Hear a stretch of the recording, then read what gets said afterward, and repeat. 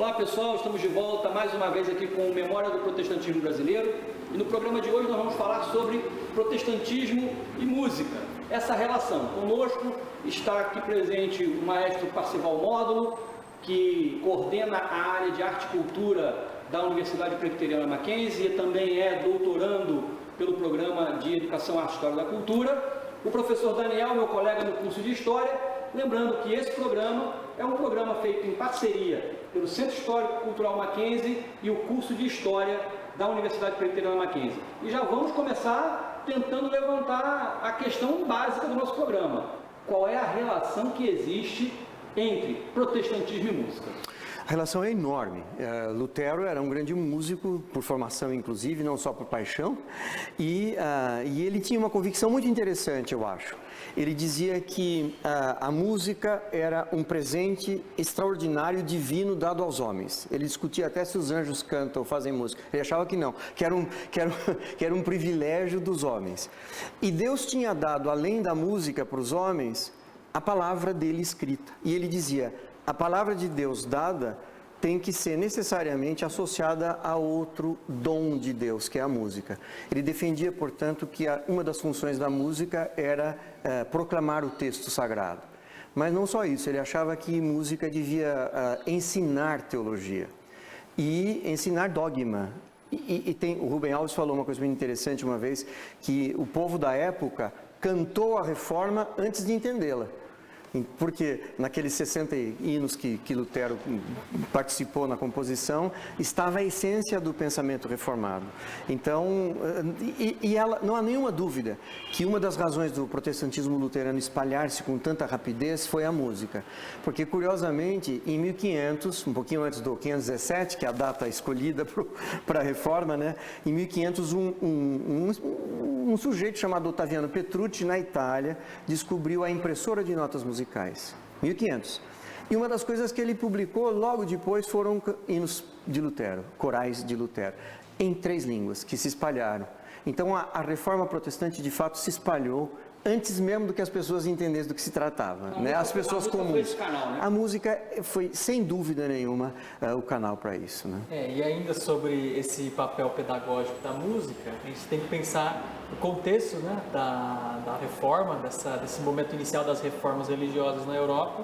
É um contexto para os protestantes de ensinamento, né? Era necessário ensinar uma nova doutrina, ensinar uma nova forma de estar no mundo, diferente daquela que era comum, né? Exato. Então, até um estudioso de um enólogo, né, o Edmund Keith, ele fala que uma das armas que o Lutero tem, 2 armas importantes que o Lutero tem nesse momento. Ele fala que Lutero tem contra os católicos. Eu acho meio estranho isso, mas a arma que ele tem, vamos dizer, naquele momento, é a Bíblia traduzida, né, das línguas antigas para o alemão da época, e isso impactou profundamente a língua alemã, né, porque é um corpo de texto único, traduzido do começo ao fim por um autor, né? Então, aquilo já foi importantíssimo do ponto de vista linguístico.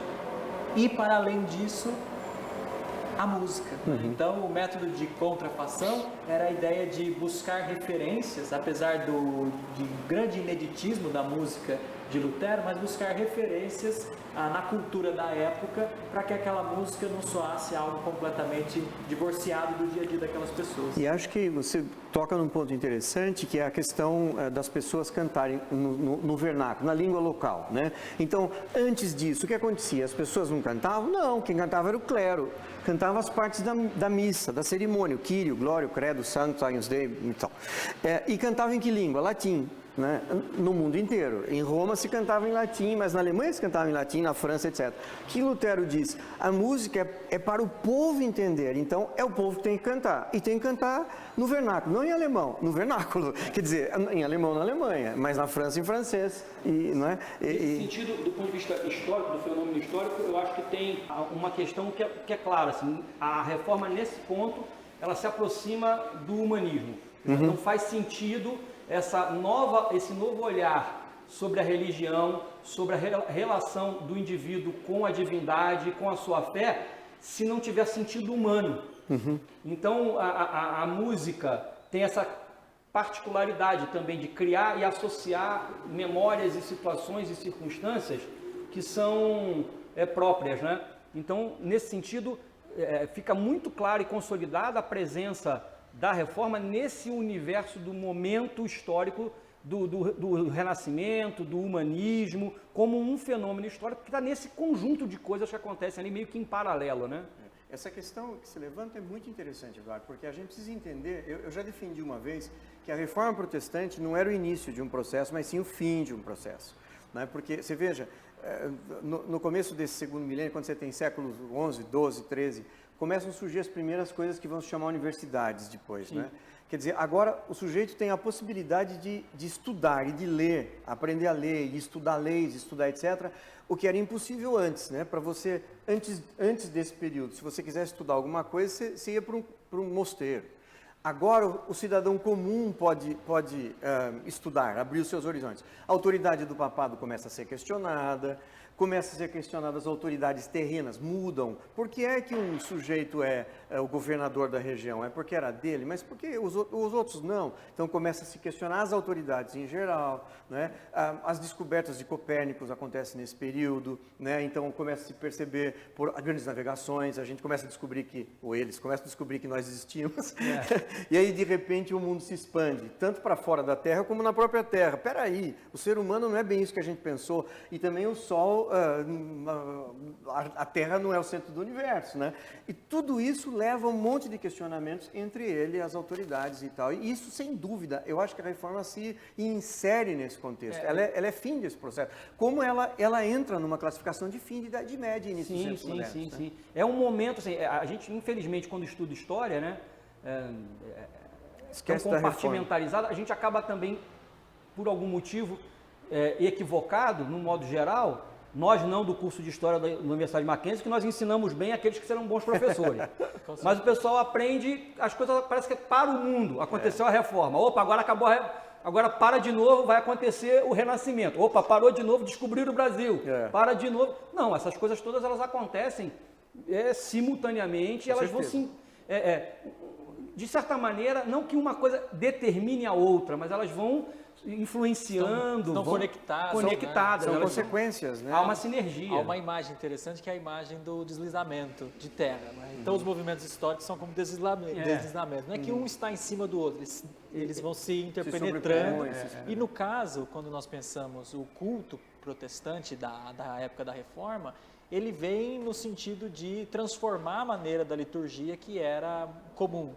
Nessa liturgia comum, os fiéis ficavam distantes do acontecimento do culto, e na liturgia protestante a ideia era de que essas pessoas precisavam participar individualmente do culto. Elas precisavam, ali estavam em coletividade, mas precisavam ter uma experiência coletiva, individual, exatamente. E a música é cantada pelo indivíduo. O indivíduo canta, ele canta com a sua própria voz. A própria concepção teológica, né, litúrgica, que diferencia a missa como um ato sacrificial, coletivo, de veneração e adoração, para o culto como um ato coletivo de adoração e não de sacrifício, mas de glorificação, e que você não assiste, mas você participa. Exatamente. Não está na mão do sacerdote, tudo isso. E aí a música, ela acaba sendo e servindo também nesse conjunto, nesse construto teológico protestante, como essa grande fio que costura, né, a palavra lida, a palavra pregada, o sacramento ministrado. A música, ela vai construindo essa... Né, e muda muito, desculpa interromper, mas muda muito a questão do profano, né? Essa divisão seca que havia entre o que acontece dentro do templo e o que acontece fora do templo, né, o protestantismo pensa ou planeja em acabar com essa ideia. A ideia de que o culto acontece a todo tempo. Né? Então, que o indivíduo que é protestante, né, esse cristão protestante, ele deve louvar em cada uma das suas ações. Veja, e a música, então, não é só a música dentro do culto, é a música também em casa, é a música também na festa de casamento, é a música... Então, há aí uma relação da música protestante que não é exclusivamente cultica. A música protestante, desde o seu surgimento, ela adentra ou ela ultrapassa os limites da igreja, do templo, do espaço físico e também habita a casa, habita a rua, habita o mercado, habita as festas. Né? Nesse sentido, Parcival,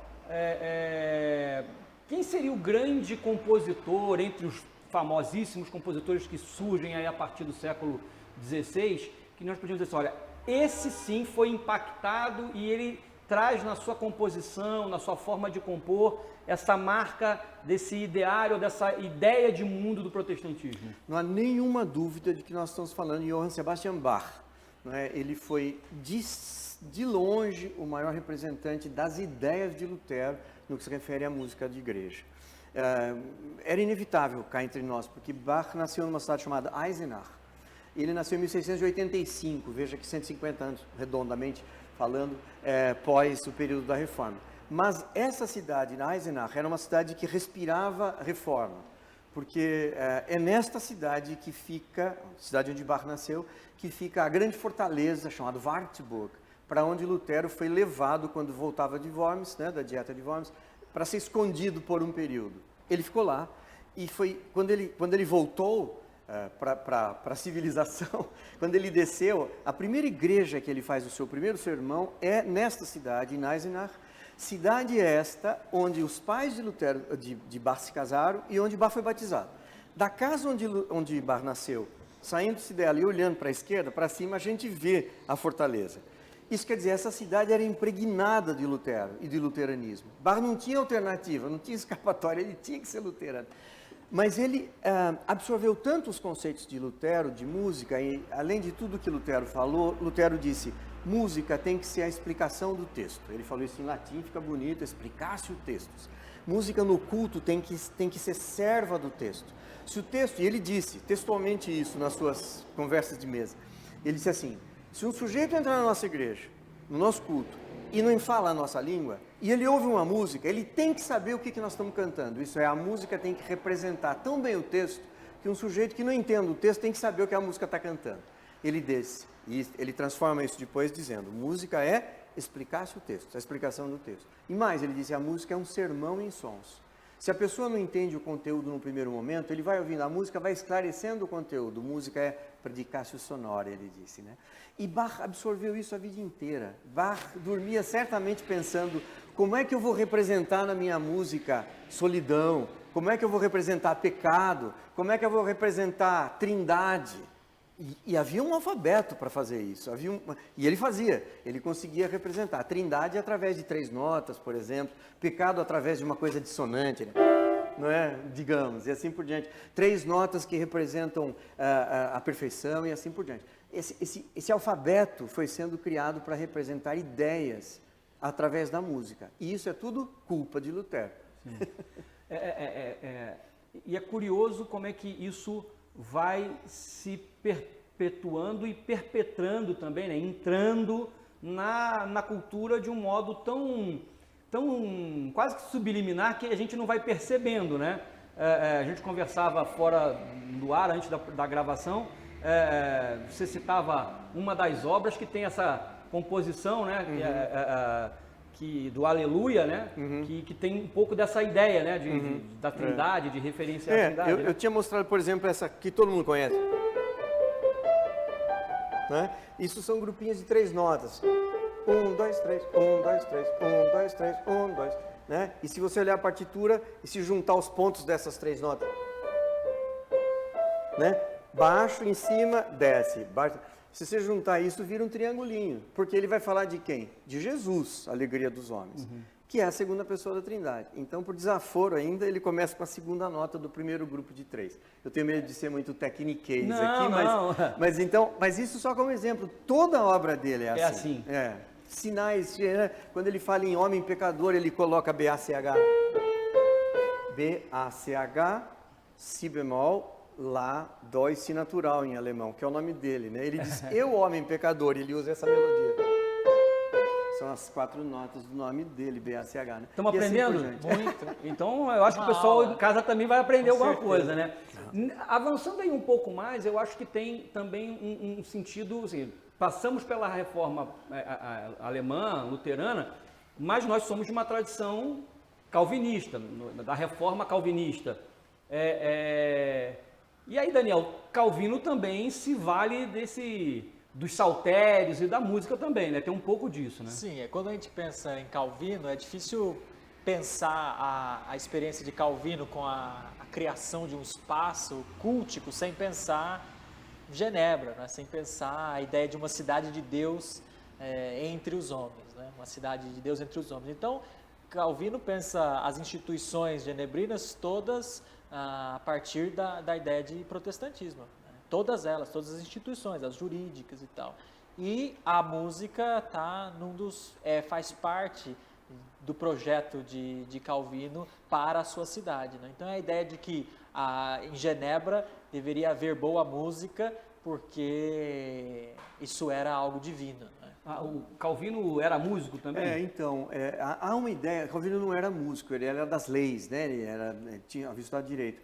E ele não tinha uma formação, diferentemente de Lutero, na área da música, mas é um engano pensar que ele não gostava de música ou não queria saber de música. Aliás, ele sempre que faz referência à música, ele diz dessa arte é uma das mais importantes formas de comunicar-se, etc, etc. Eu acho que uma diferença que existe entre Calvino e Lutero, eu defendi isso uma vez num documento importante, é que Lutero achava que a música era uma fagulha da divindade dentro de nós, como o éon da filosofia que Lutero conhecia muito bem, né? Na filosofia pré-socrática existe a ideia do éon, aquela fagulha do divino que entrou, né? Quando o homem foi feito. Lutero entendia que a música, e ele que conhecia a filosofia, dizia isso, é quase um éon, é uma partícula, é uma centelha da divindade que entrou em nós.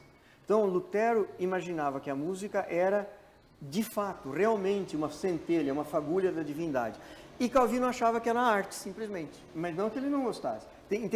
Há uma diferença de tratamento. Se Lutero entende que é uma fagulha do divino, música, esse presente é a nossa responsabilidade, ela tem tudo a ver com a divindade. Calvino não, ela é uma arte importante, mas ela é uma arte. Tanto que Calvino trabalhou a vida inteira na elaboração de um saltério, o saltério genebrino, o saltério de Genebra, que é a consagração dos 150 salmos como canções. Né? Então, vamos segurar aí, no próximo bloco a gente volta falando sobre o saltério genebrino, falando sobre a tradição reformada na música e falando sobre a música protestante no Brasil. Não sai daí, aguarda um pouquinho que nós já voltamos.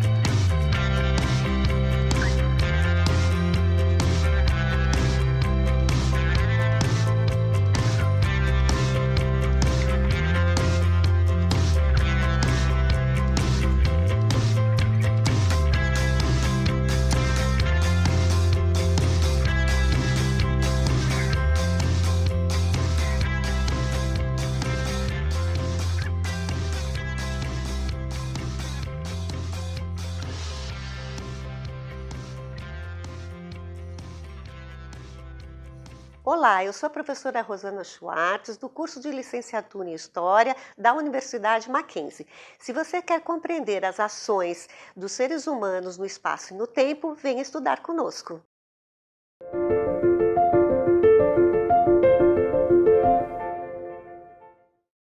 Bom, pessoal, estamos de volta e paramos falando do saltério genebrino e de Calvino na música. Parcival, Calvino, então, metrificou os salmos. Isso, essa foi uma preocupação muito inteligente, eu acho, né? Ele tinha uma convicção de que a música, ou aquilo que se canta na igreja deveria ser texto fornecido por Deus. Então, ninguém é digno de escrever texto para ser cantado durante um culto, além do próprio Deus. E por isso a preocupação dele, então, de usar o texto sagrado e partindo dos salmos, sabe a decisão, os salmos, como todos sabemos, era um inário mesmo, né? Mas ele teve uma preocupação muito interessante. Ele que não era músico, lembremos-nos, nutriu-se de músicos e poetas importantes do seu tempo, né? Então, tem dois teólogos que eram poetas também, Marot e Besant, que vieram fugindo também da França, matança dos huguenotes, aquela história, né? Vieram para a Suíça, e os dois eram grandes poetas, grandes teólogos, participaram do processo da reforma calvinista. E Calvino os convidou a tomarem o texto dos Salmos e metrificá-los. Por que metrificá-los? Porque o texto, quando metrificado, o resultado musical, quando se bota a música num texto em métrica, métrica o que é? Tá, tá, tá, tá, tá, tá, tá, tá, tá, tá, tá, tá, tá, tá, pá, pá, pá, pá, pá, pá, pá, pirarariririrão, acabou. Quando alguém quer compor música e não é compositor de ofício, eu sugiro sempre, pega um texto metrificado, que você tem menos chance de fazer bobagem, né? Então, Daniel, fica a dica, hein? Então, isso. Então, metrifica o texto. Não, você toca, eu não toco nada, a dica é para mim. Porque aí... Eu toco meia música. Porque aí o próprio texto vai ser um limitador de forma. Quando o texto está em prosa, as pessoas... Você vê alguém que compõe um salmo hoje em dia para as pessoas cantarem, que é um músico mais ou menos, o negócio fica um treco estranho.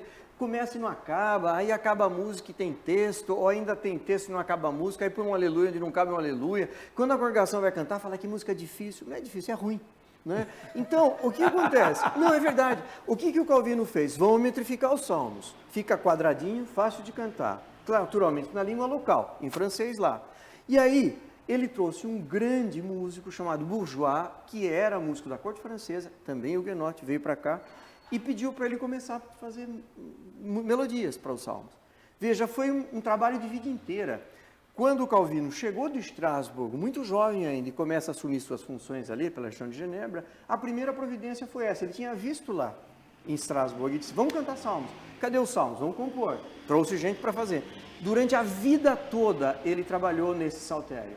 A primeira edição é de uns poucos salmos, depois um pouco mais, até ter concluído os 150 salmos, e que é já praticamente no leito de morte, que fica pronto o último. Isso é, Calvino se importou muito com a música que se cantava na igreja. A reforma calvinista ela vai se expandindo também, chega na Bretanha, chega nas ilhas, especialmente ali na região da Escócia. Você tem a reforma calvinista na Inglaterra, na Escócia sobretudo, John Knox e a tradição, da onde nós presbiterianos derivamos. Sim. A presença da música na Inglaterra, né, tem uma tradição também mais ligada ao celta, já começa a entrar muitas percussões, já começa a ter um outro desenho, né, que por conta, claro, a música é cultura e tem a ver com a própria presença cultural da população, enfim. Mas era curioso que o puritanismo em inglês, né, porque eles queriam a pureza, eles vão tentando fazer com que isso fique ainda mais restrito para se diferenciar da tradição da música local. A mim parece, embora eu não seja um especialista em música, que acaba havendo um empobrecimento, né, nesse sentido.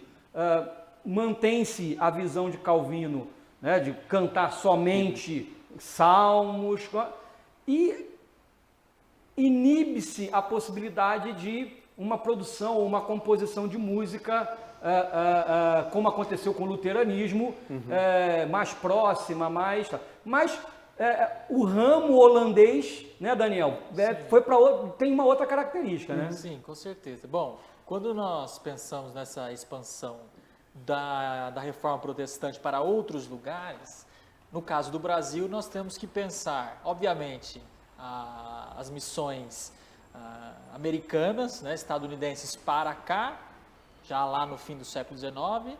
O Mackenzie tem a ver com essas missões, mas antes mesmo disso, já imigrantes holandeses tinham vindo trabalhar com música no Brasil.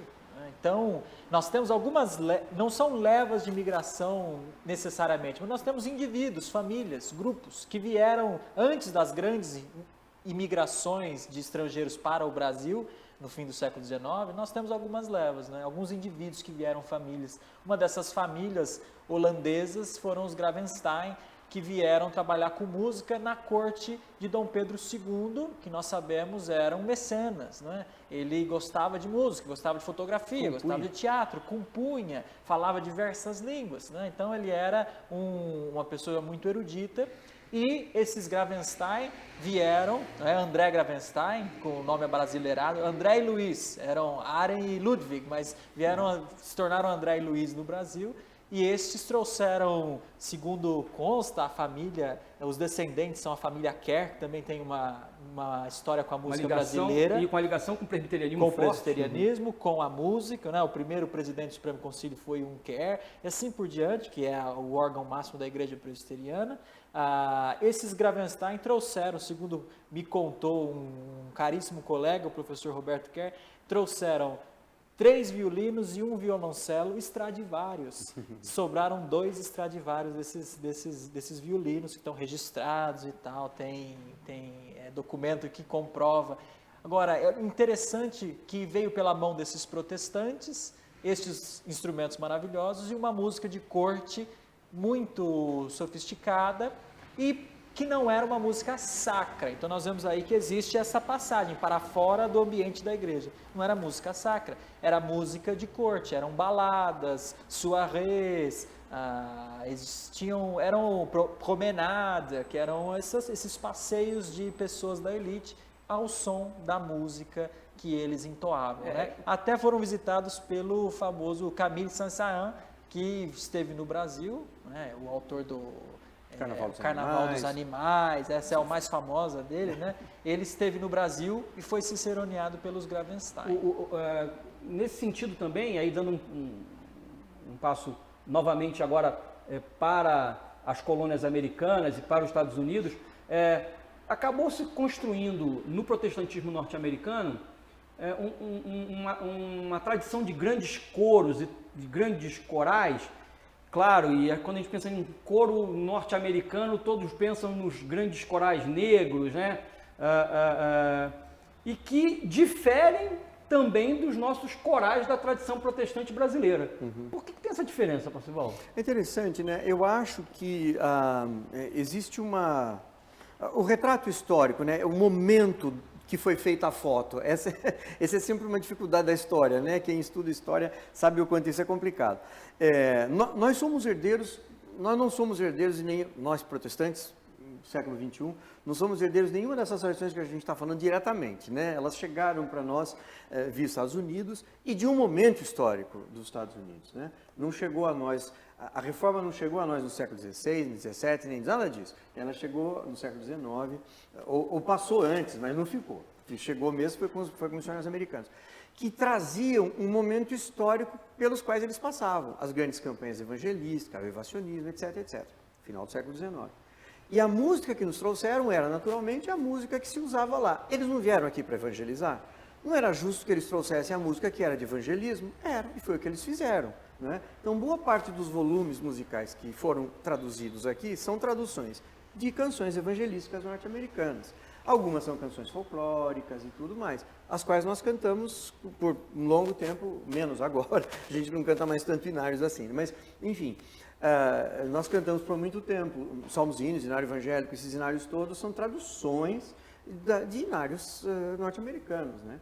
E que as primeiras traduções, inclusive, tinham alguns problemas de concordância, etc., que foram traduzidos pelo casal Calen. Você participou da remontagem do Novo Cântico, né? Foi, do início, porque sempre a gente entende, né, que em hinologia é sempre necessário uma atualização, né? Quer dizer, no mínimo uma correção de textos, palavras trocadas, por que não? E algumas coisas que a gente, depois de cantar muito tempo, cai a ficha que não é tão assim que devia ser o texto, então é melhor corrigir. Então, as preocupações são importantes. Mas seja como for, o grosso das músicas dos hinários todos, de todas as igrejas do Brasil, evangélicas, protestantes, são feitas de canções do século XIX. Então, procure nossa, quantas canções a gente tem no período da Reforma? Zero não, tem algumas, muito poucas, 3. E procura do século XVIII, também não tem, né? Da segunda leva do protestantismo, né? Também não tem. A gente tem no grosso, talvez 70%, 80% de músicas do século XIX, que não é, em termos de música sacra, o melhor período histórico. Enfim, mas temos muito pouca coisa contemporânea, muito pouca, feita por nós atualmente, né? E também muito pouca de lá de trás, né? A gente privilegiou por causa disso. Então, nós somos herdeiros, na verdade, de uma tradição reformada via Estados Unidos, e nós fazemos o culto como nós fomos ensinados no século XIX. Para mim, indo um pouco mais para a música popular cristã, né, eu sou um fruto, como tantos da minha geração de convertidos, do Vencedores por Cristo. E aquele disco do Vencedores, o De Vento em Popa, é um divisor de águas, né? Total. Para a música popular cristã brasileira. Sem dúvida. Inclusive, é o primeiro disco em que o Vencedores tenta se descolar do modelo, e eu estou pegando uma carona que você está falando, do modelo de conjunto vocal, conjunto instrumental norte-americano. Porque eles, na verdade, até então, ali tinham uns 3 ou 4 discos anteriores. Isso. Era igualzinho. O reverendo Wilson, que é o chefe de gabinete lá na chancelaria e professor no CEFT também, no curso de teologia, é dessa primeira formação de cantores do Vencedores, mas parecia um conjunto americano. Era bonito, eles cantavam super bem, era Sim, bacana. não, isso não, claro. Super, né? Mas era bem isso. Era E o Vento em Popa é uma coisa mais bossa. Um quebra. E ganhou fortuna crítica, né? O Vento em Popa foi muito bem avaliado não que isso seja a única chancela, ser avaliado por pessoas de fora da igreja, mas ele foi muito bem avaliado por músicos que eram leigos, né? Que não tinham nada a ver, músicos leigos no sentido de que não tinham nada a ver com a igreja exatamente. Então isso acabou colocando esse disco, mais especificamente, colocando a música evangélica, protestante, num cenário um pouco mais abrangente. E uma linguagem mais brasileira, mais nacional. Uma cor local. A gente não tem nenhum desses grandes compositores de música clássica no Brasil, como você citou o caso do Bach. Não tem ninguém que tenha vindo, ou que seja ligado, ou tenha alguém, melhor dizendo, à tradição protestante? Infelizmente não. A gente tem excelentes músicos no Brasil, mas preocupados especialmente em compor, em fazer música. Mas veja, Eduardo, nós não temos poetas protestantes escrevendo boa poesia. E boa poesia com fundamento teológico, não abobrinhas religiosas, né? Quer dizer, eu estou falando com conteúdo religioso, teólogos que sejam também poetas, escrevendo em uma linguagem bonita, poética, português correto, de preferência, alta literatura poética, evangélica, protestante, presbiteriana brasileira, não temos. E música depende de bons poemas. Bons músicos, às vezes, se metem a escrever poemas porque eles não têm, e aí não dá certo, porque músico faz música e não poesia. Essa geração mesmo do Vencedor, você tinha Vencedores, você tinha Milad, você tinha o pessoal do Logos, Grupo Semente, que eram mais ou menos grupos da mesma cepa, tinham excelentes compositores, grandes letristas. Sérgio Pimenta era um letrista de primeira mão e tantos outros, Guilherme Kerr, João Alexandre vem dessa leva, Gladir, o Jorge Camargo, que trabalha conosco. Mas também parece que a gente vive um momento também de baixa, né? Também acho. Veja, é impossível comprar um livro de poesia sacra, um livro. Vai numa editora, eu vim aqui, quero um livro de poesia religiosa. Não existe. E especialmente, vamos dizer, presbiterianos, então, se quisermos, né? Assim, bem para a nossa praia. Não temos, infelizmente. Escrevendo uma nova linguagem, bonita, boa de ouvir. Isso seria ótimo, porque músicos bons, que não são poetas, teriam material para fazer música, né? Isso realmente não tem. Infelizmente. Mas essa é uma outra história. Há uma saída do ambiente religioso. Os grandes músicos, vai escrever a música para quem? Para a igreja. Mozart também escrevia, Beethoven, até ele. E era gente que estava ligado com a igreja de alguma forma, não só o teatro. Mas esses grandes nomes continuam existindo. A gente tem grandes compositores fazendo música de concerto, contemporâneos, mas eles estão alijados, estão fora da igreja. A igreja está se fazendo outro tipo de música. Aí, quer dizer, não é o nosso tema, mas, Daniel, acho que também acaba acontecendo um pouco tem um empobrecimento cultural geral também, não tem? Ou seja, não só no meio cristão, por assim dizer. O que a gente percebe muito é um movimento também, mais uma vez, de importação, né?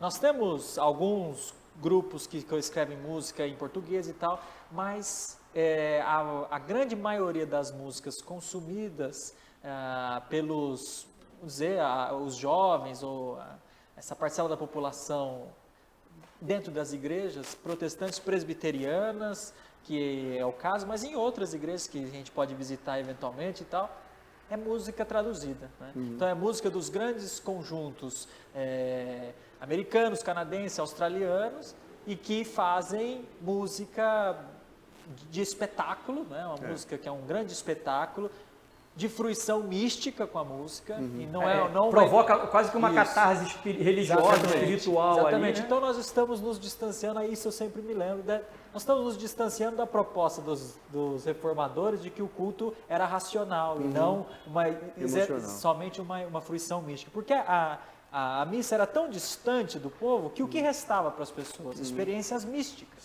sonhos, elevações. É exatamente tipo. isso. Hoje em dia nós estamos também, no certo sentido, numa... então o que é que restou? Restou a fruição exclusivamente mística, sobrenatural e tal, e a tradução dessas músicas escritas por grupos internacionais. É quando a gente se lembra, se ele se lembrou de um período, eu vou lá atrás, quando Paulo disse que farei, pois orarei com o Espírito, mas também com entendimento. Cantarei com o Espírito, mas também com entendimento. A gente está perdendo um pouco essa história. Estamos chegando ao final desse programa, a conversa é sempre muito boa, essa nossa roda de conversa aqui sobre o protestantismo, feita em parceria sempre com os professores do curso de História da Universidade Presbiteriana Mackenzie, hoje em parceria também com a Coordenadoria de Arte e Cultura da Universidade, com quem vocês aguardem, nós vamos fazer muitas coisas juntos, a gente está conversando mais coisas juntos, e é claro, o Parcival é o meu consultor especial para assuntos musicais, porque se depender de mim, não sai música de jeito nenhum.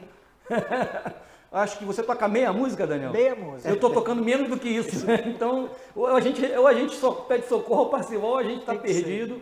Mas eu quero agradecer a presença de vocês aqui no programa. E para fechar o programa, dentro disso que a gente acabou de falar, qual é a sua última consideração, Daniel?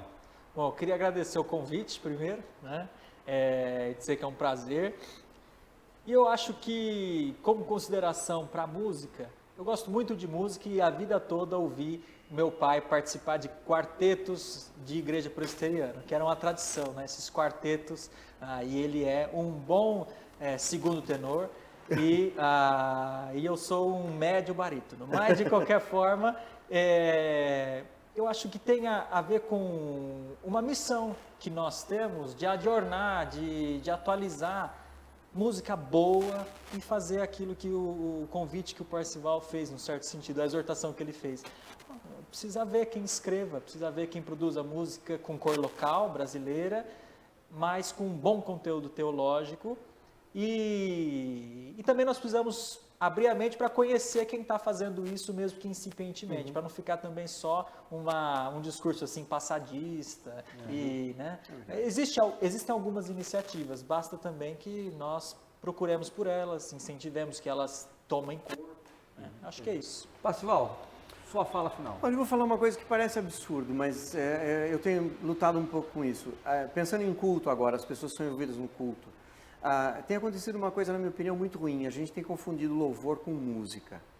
Louvar não é necessariamente cantar. Louvar é elogiar, é falar bem de. Isso em termos tanto litúrgicos quanto teológicos. Né? Louvar é exaltar, falar bem de. Inclusive, louvar não é uma palavra de ambiente sacro só. Né? Você não tinha, como é que era? Diploma, 10 com louvor. Com louvor. Se louvor fosse música, o diploma era 10 com uma banda tocando atrás. Não? Então, louvor é elogio, é falar bem de, né? Então, a gente tem música de louvor, aquelas que falam de louvor, mas a gente tem música de exortação, de oração, de perdão, etc, etc. Quando a gente entende que louvar é cantar, a gente esvazia a questão do louvor e esvazia a questão da música. Né?